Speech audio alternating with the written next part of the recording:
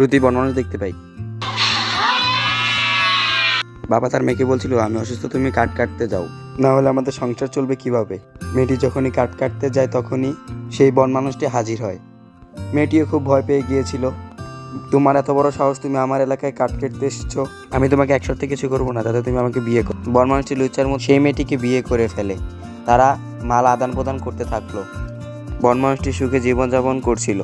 বন মানুষটি মেয়েকে একটি সোনার হার উপহার দেয়।